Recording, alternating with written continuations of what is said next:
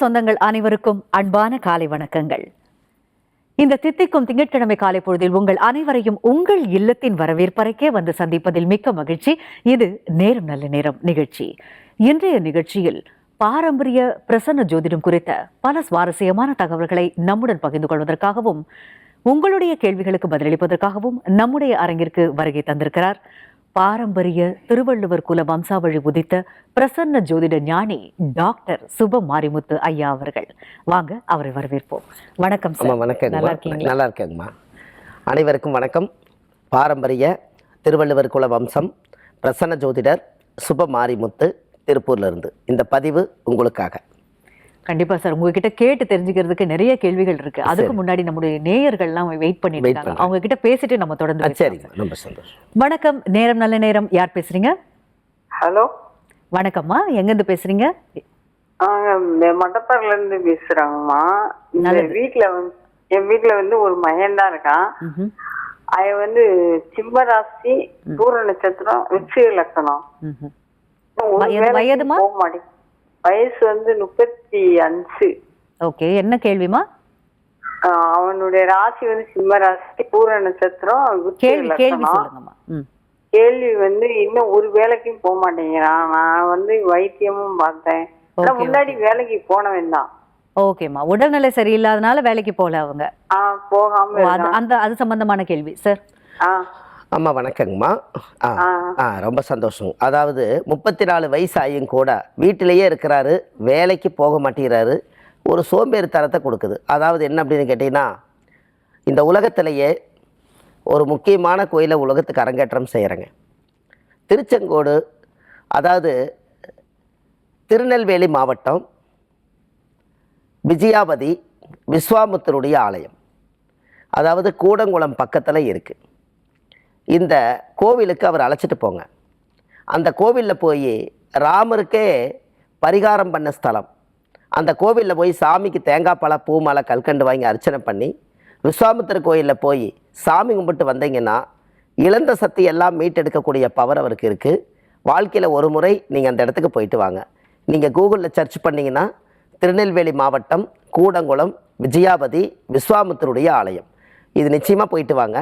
பையனுக்கு நல்லதே நடக்கும். நன்றிம்மா. அழைத்ததற்கு நன்றிம்மா. வணக்கம், நேரம் நல்ல நேரம். யார் பேசுறீங்க? காட்டுமன்னார் கோயில் நாட்டார்மங்கலம் கிராமத்துல பேசுறேன் மேடம்.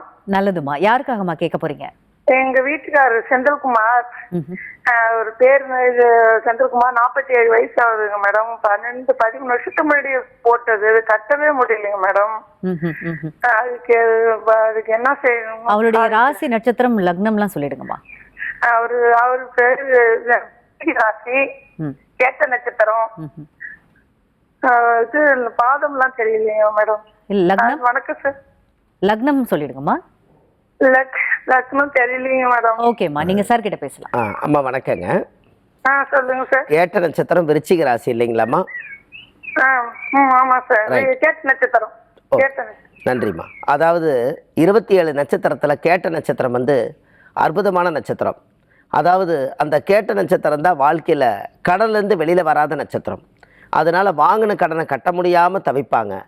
இதுக்கு வாழ்க்கையில் ஒரு முறையாவது நீங்கள் ஒரு கோவில் சொல்கிற அந்த கோவிலுக்கு நீங்கள் போயிட்டு வாங்க. மதுரையில் பெரியார் பஸ் நிலையம் பக்கத்தில் இன்மையிலும் நன்மை தருவார் கோயில். அந்த கோவிலில் போய் இறந்த முன்னோர்களுக்கு மோட்ச விளக்கு ஏற்றி அந்த ஆத்மலிங்கத்தை போய் கும்பிட்டு வாங்க. அந்த கோவிலில் மத்தியபுரி அம்மன் இருக்குது. 2 சாமிக்கும் தேங்காய் வளம், பூ மாலை, கல்கண்டு வாங்கி அர்ச்சனை பண்ணி அந்த கோவிலில் சாமி கும்பிட்டு வந்தீங்கன்னா இந்த தோஷம் அதோடு நீங்கி அவர் வாழ்க்கையில் வெற்றி ஆயிடுவார். நல்லதே நடக்குங்கம்மா. அழைத்ததற்கு நன்றிம்மா.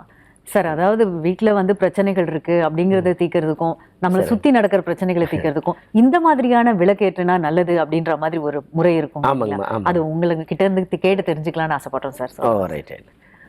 அம்மா அற்புதமான ஒரு கேள்வி கேட்டிருக்காங்க. அதாவது ஒரு விளக்கு ஏற்றுறதுக்கும் கூட நம்ம என்ன நினச்சி விளக்கேற்றுனா இந்த பூலோகத்தில் இருக்கக்கூடிய கடவுள் எல்லாம் ஏற்றுக்கொள்வார் அப்படிங்கிறக்காக நான் இந்த ஆதிகால பரிகார புத்தகத்திலேயே முதல் டைட்டிலே இந்த உலகத்தில் முதல் வந்து விளக்கு போடுறதா முதல் பரிகாரம் அந்த உலகத்துக்கு இருந்தது.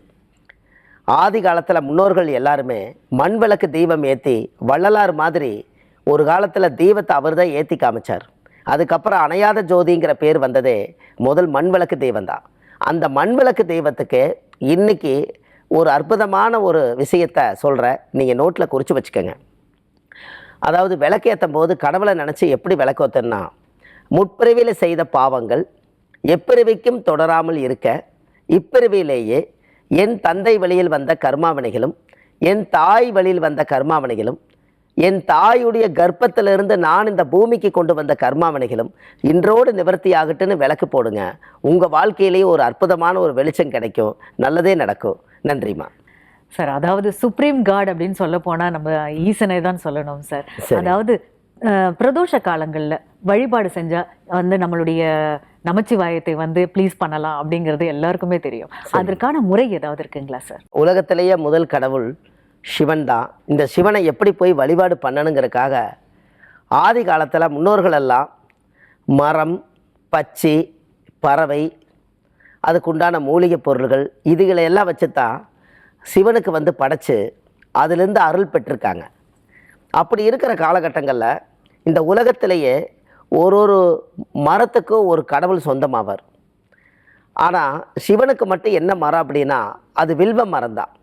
அப்போ இந்த வில்வ மரத்தில் தான் சிவன் வந்து குடியிருக்கார். அப்போது இருக்கிறதுலையே ராஜ மூலிகை சிவனுக்கு ரொம்ப பிடிச்சது அந்த வில்வ மரம் தான். அப்போது வில்வ மரம் வாழ்க்கையில் பாருங்கள் அதிகமாக கோவிலில் தான் அது வளரும். ஏன் அப்படின்னா அந்த மரம் ஒரு புண்ணிய மரம். அந்த புண்ணிய மரம் புண்ணியம் இடத்துல தானே அது இருக்கும். அதனால தான் ஆதி காலத்தில் வில்வம்னு பேர் வச்சாங்க. அந்த வில் பவர் யாருக்கு இருக்குது அப்படின்னா சிவனுக்கு தான் இருக்குது. அதனால தான் அந்த வில் பவர், உங்கள்கிட்ட ஏதோ ஒரு சக்தி இருக்குது, ஒரு வில் பவர் இருக்குது அப்படின்னு சொல்கிறதுக்கு பேர் தான் அந்த வில். அந்த வில்வ பழம் ஃபஸ்ட்டு, அந்த வில்வ மரம், அந்த மரத்தில் வில்வக்காய் ஆதி காலத்தில் பார்த்தீங்கன்னா நிறைய மரத்துக்கடியில் கீழே கிடக்கும்.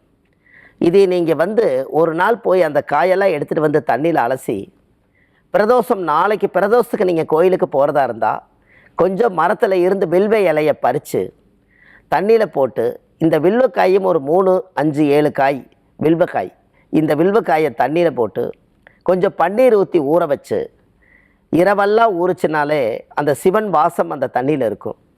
காலையில் எந்திரிச்சு அதையை வடிகட்டி எப்போ போல் நீங்கள் குளிச்சுட்டு இந்த வில்வ தீர்த்தம் வந்து உங்கள் தலையில் ஊற்றிட்டாலே இந்த சிவனுடைய சக்தி உங்கள் உடம்புக்கு பாயும். அது மூலிமா நம்ம உடம்பு நறுமணம் கிடைக்கும். அப்படி ஒரு வேலையை நீங்கள் செய்துட்டு அதுக்கப்புறம் பிரதோஷத்துக்கு போய் விளக்கேற்றி பூஜை பண்ணி சாமி கும்பிட்டு வந்தால் அந்த பிரதோஷ வழிபாடு பிறருடைய தோஷத்தை நீக்கக்கூடியதே பிரதோஷம்தான். அந்த தோஷம் அன்றோடு நீங்கி நீங்கள் நந்திக்கு வந்து சந்தன காப்பு போடணும். மெயின் அதுதான். அதில் பாருங்கள், சிவனுக்கு எதிர்கால நந்தி தேவதை இருப்பார்.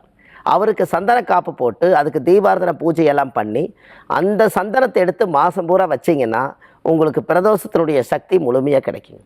அற்புதம் சார். சார், அதாவது சிவனை கும்பிடுறது அப்படின்னாலுமே எங்களுக்குள்ள ஒரு பெரிய பயமே இருக்கு. அவர் வந்து முதல்ல சோதிப்பாரு பயங்கரமா அப்படின்னு சொல்றாங்க. அது உண்மையா சார்? இப்போ என்னென்னு கேட்டிங்கன்னா, ஒரு குருக்கிட்ட போனாலே திடீர்னு எடுத்தோடனே நல்லாருன்னு ஆசீர்வாதம் செய்ய மாட்டார். அவர் முதல் நல்லவரா கெட்டவரா, இவருக்கு நம்ம ஆசீர்வாதம் கொடுக்கலாமா, முதல்ல இவர் ஒரு பாவம் இல்லாமல் ஒரு சிறப்பான மனிதராக நம்ம தெரிஞ்சுக்கிறக்கே முதல்ல ஒரு ஆராய்ச்சி பண்ணுவாங்க. அப்படி இருக்கும் ஆராய்ச்சியில் கிடைக்கிற ஒரு விஷயந்தான் அந்த ஒரு சோதனை. இந்த சிவன் என்றைக்குமே சோதனை எதுக்கு பண்ணுறாருன்னா, வாழ்க்கையில் சோதித்ததுக்கப்புறம் உன்னுடைய சோதனையை சாதனையாக மாற்றித்தார, அதற்கு வந்து முதல் நாம் வந்து ஒரு பரிசீலனை பண்ணிக்கிறேங்கிறக்காகத்தான் சிவனே வந்து ஆராய்ச்சி பண்ணித்தா மக்களுக்கு ஆசீர்வாதம் செய்வார். அது புண்ணியம் செய்வதற்கே புண்ணியம் செய்திருக்க வேண்டும்.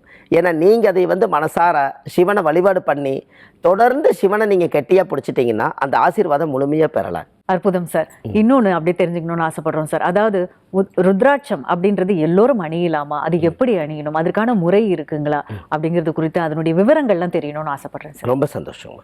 இப்போ எல்லாருமே ருத்ராட்ச கழுத்துக்கட்ட லைட்டாக ஒட்டின மாதிரி அழகாக போட்டிருக்காங்க. அதில் வசதி இருக்கிறவங்க தங்க குண்டுமணி செஞ்சு உள்ள ருத்ராட்சை போட்டிருக்காங்க.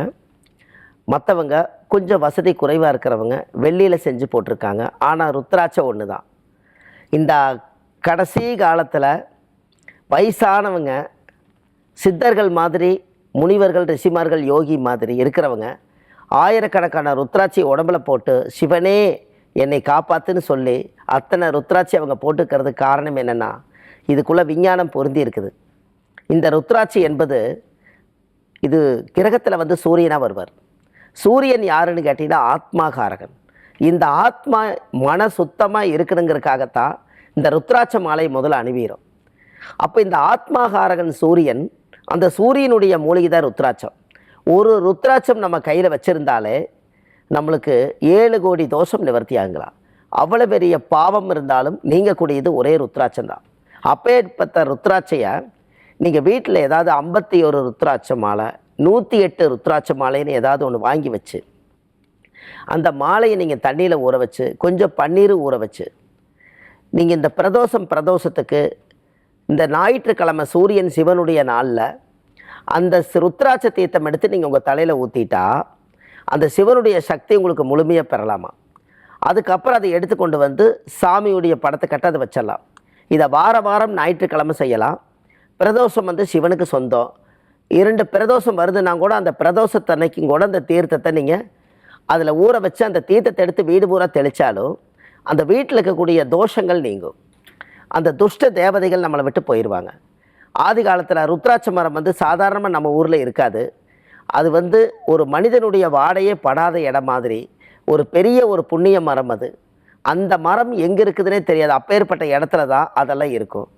அந்த ருத்ராட்சை நம்மளோட வாழ்க்கையில் ஒரு முறையாவது அந்த ஒரிஜினலாக அந்த காய் கிடச்சிதுன்னா அந்த ருத்ராட்ச காய் அதிகமாக வீட்டில் ஊற வச்சு ருத்ராட்ச தீர்த்த வெளியில் வீட்டில் தெளிச்சிங்கனாலும், தொழில் செய்கிற இடத்துல தெளித்தாலும், நம்மளுக்கு குளித்தாலும் உங்களுக்கு சிவனுடைய சக்தி முழுமையாக கிடைக்கும். இந்த பிரதோஷ வழிபாடில் இதுவும் சேர்ந்து செய்யுங்க. வாழ்க்கையில் ஒரு மிகப்பெரிய மாற்றம் கிடைக்கும்.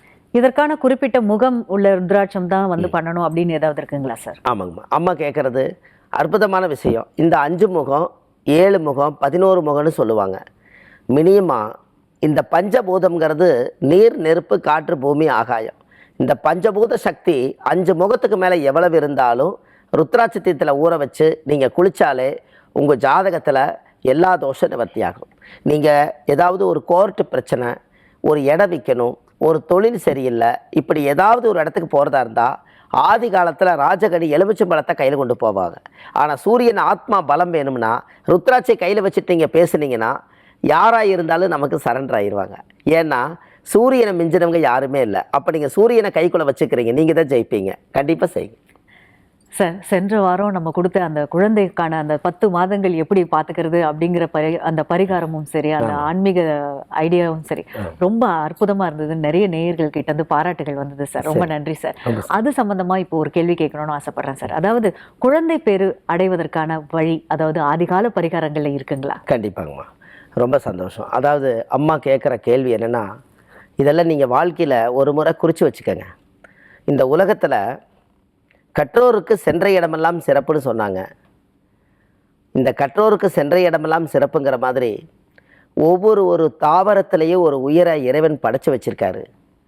அதை உணர்ந்து பார்த்தவங்களுக்கு தான் அந்த உணர்வு சக்தி என்னன்னு தெரியும்.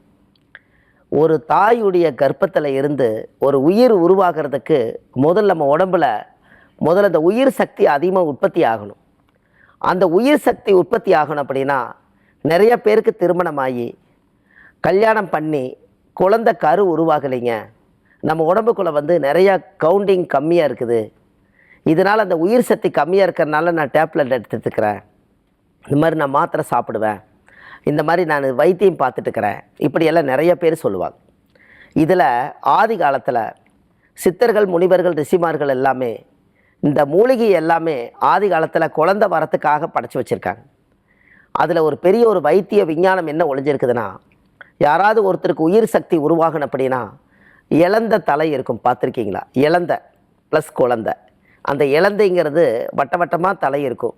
இந்த இழந்த மர செடியில் போய் பார்த்தீங்கன்னா அந்த இழந்த தலை இருக்கும்.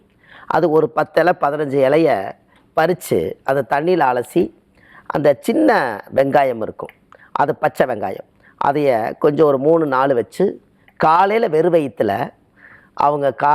வயிற்றுல சூரியனை நினச்சி சாமி கும்பிட்டு கணவன் மனைவி 2 பேருமே அதை மென்று அதை நல்லபடியாக முழுங்கிட்டாங்கன்னா அந்த இழந்த தலையில் இருக்கக்கூடிய சக்தி அந்த உயிர் உருவாகிறதுக்கு, உற்பத்தி செய்யறதுக்கு அதிகமான சக்தியை அதுக்குள்ளே தான் ரகசியமாக வச்சுருக்காங்க.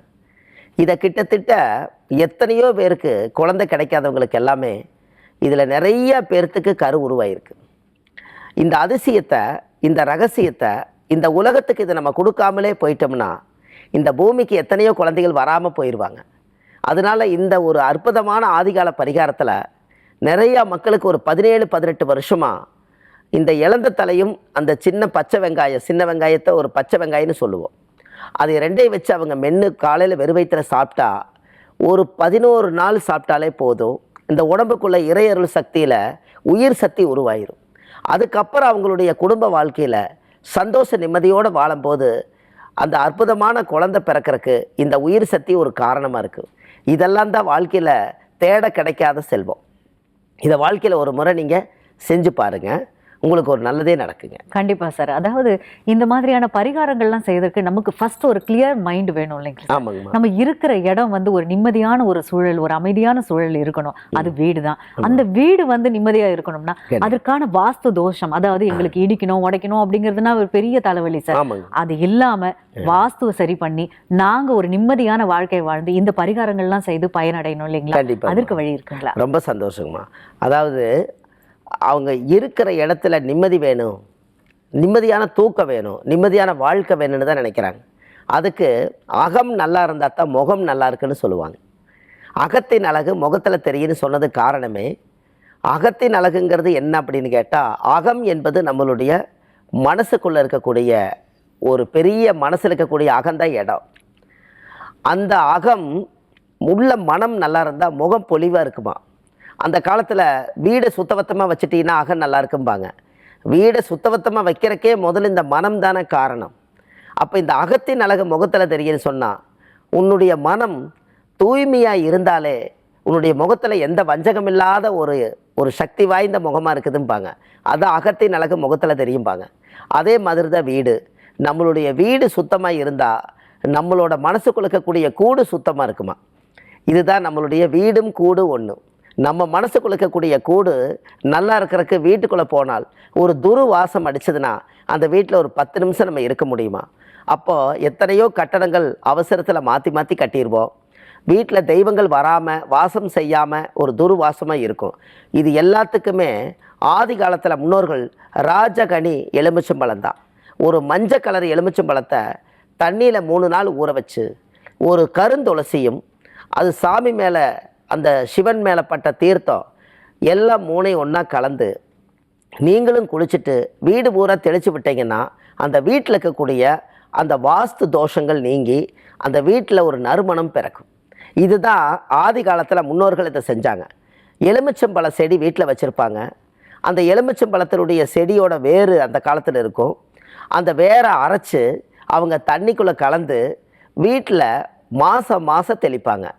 ஏன் அப்படின்னா, இருக்கிறதுலையே ஒரு சாமி கிட்ட ஒரு அருள் இருக்குது, சக்தி இருக்குதுன்னா, அம்பாள் கையிலேருந்து ஒரு எலுமிச்சம்பழத்தை இன்றைக்கும் கோவிலேருந்து ஒரு பிரசாதமாக கொடுத்தா, ஆஹா எனக்கு ஒரு ராஜகணியை பூசாரி கொடுத்தாரு, எனக்கு அர்ச்சகர் கொடுத்தாரு, எனக்கு ஒரு நல்லது நடக்க மாட்டேங்குதுன்னு சொல்லி எப்படி நீங்கள் ஆனந்தப்பட்டு வாங்கிக்கிறீங்களோ, அந்த ஆனந்தமான ஒரு எலுமிச்சம்பழ செடி நீங்கள் வீட்டில் வளர்த்துனா உங்கள் வீடும் ஆனந்தமாகும் இல்லவா? நல்லது. இதுதான் நல்ல ஒரு நல்லது. இது ஒரு ஆதிகால பரிகாரங்க. இதெல்லாம் நான் புத்தகத்தில் நிறைய கொடுத்துருக்கேன். இதெல்லாம் வாங்கி எல்லாரும் படித்து பலனடைகிறாங்க. நீங்களும் பலனடைங்க, நல்லதே நடக்கும். கண்டிப்பா சார். இன்னொன்னு சார், அதாவது எப்படி வந்து குழந்தை பெறாம ரொம்ப நாள் குழந்தை பேர் இல்லாம இருக்கிறவங்களுக்கு வழி சொன்னீங்க. இப்ப புதிதா திருமணம் ஆச்சு, அவங்களுக்கு வந்து இப்ப குழந்தை பாக்கியம் தேவை. அவங்க என்ன மாதிரியான இதெல்லாம் வந்து கடைபிடிச்சா அவங்களுக்கு நல்லபடியா குழந்தை பேர் உண்டாகும்?